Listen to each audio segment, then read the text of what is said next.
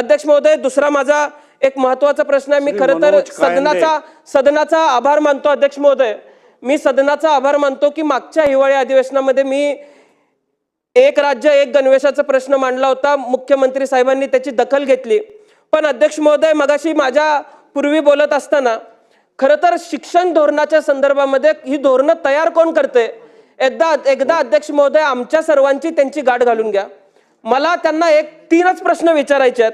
जे शिक्षण क्षेत्राच्या संदर्भात धोरण तयार करतायत त्यांना माझा पहिला प्रश्न असा असणार आहे की यांना खरंच शाळा चालू ठेवायच्या आहेत का.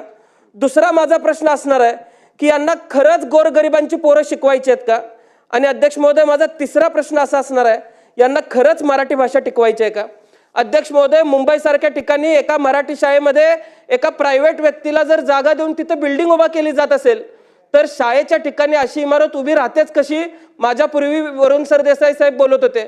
अध्यक्ष महोदय, आज संच मान्यतेचा विषय RTE अंतर्गत 6 ते 14 वयोगटातील विद्यार्थ्याला शिक्षण मोफत मिळालं पाहिजे, हा धोरण एज्युकेशन विभागाचं होतं. यामध्ये शिक्षण विद्यार्थी प्रमाण यावरून मोठ्या प्रमाणात अडचण निर्माण झालेली आहे. पूर्वी 36 विद्यार्थ्यांमागे 3 शिक्षक असायचे. विद्यार्थी शिक्षकांची नातं चांगलं असायचं. अनेक विषयांच्या संदर्भामध्ये चर्चा व्हायची. पण आज अध्यक्ष महोदय परिस्थिती अशी आहे, 78 विद्यार्थ्यांच्या मागे 3 शिक्षक दिले जात आहेत. म्हणजे 26 विद्यार्थ्यांच्या मागे आज एक शिक्षक असणार आहे.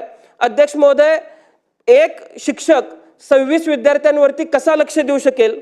माझा अध्यक्ष महोदय आपल्याला एकच विनंती अशी असणार आहे की 6 ते 8 या वर्गांमध्ये 20 पेक्षा जर पट संख्या कमी असेल तर या तिन्ही वर्गांना एकच शिक्षक दिला जाणार आहे. आता अध्यक्ष महोदय, 3 वर्गांना एक शिक्षक कसा काही शिकवू शकेल. अध्यक्ष महोदय, माझं दुसरं मत असं आहे की सायन्स, गणित, समाजशास्त्र, कार्यानुभव, हिंदी, इंग्लिश, मराठी, कला असे महत्त्वाचे विषय असताना 6वी, 7वी, 8वी या 3 वर्गांना एकूण 27 विषय आहेत.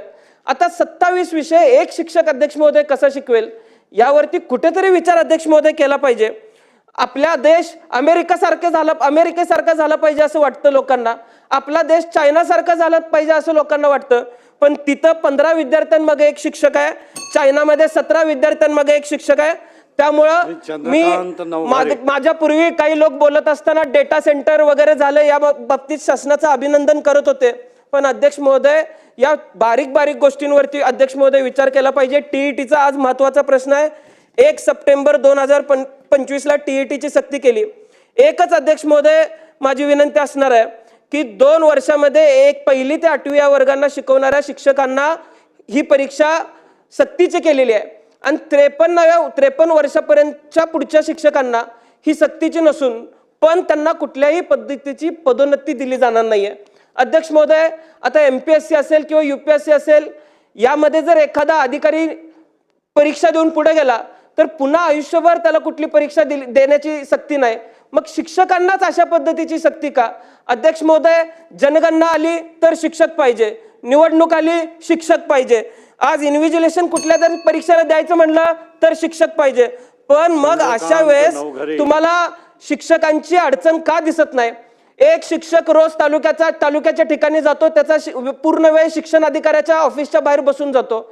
अध्यक्ष महोदय, शिक्षकांना जर अशा पद्धतीने त्रास दिला गेला तर ते विद्यार्थी कसे घडवतील यावर सुद्धा शासनाने विचार केला पाहिजे. त्यामुळे TETच्या बाबतीत राज्य शासनाने पुनर्विचार केला पाहिजे. संच मान्यतेच्या बाबतीत राज्य शासनाने पुनर्विचार केला पाहिजे आणि ग्रामीण भागातला शिक्षक वाचवला पाहिजे, ग्रामीण भागातला विद्यार्थी वाचवला पाहिजे आणि ग्रामीण भागातल्या शाळा सुद्धा वाचवण्याचं काम करावं लागेल. माझ्या एका सांगली जिल्ह्यात 445 शाळा आहेत ज्यांचा 20 पेक्षा पट संख्या कमी आहे. पुढच्या 2 वर्षात 450 शाळा कमी होतील.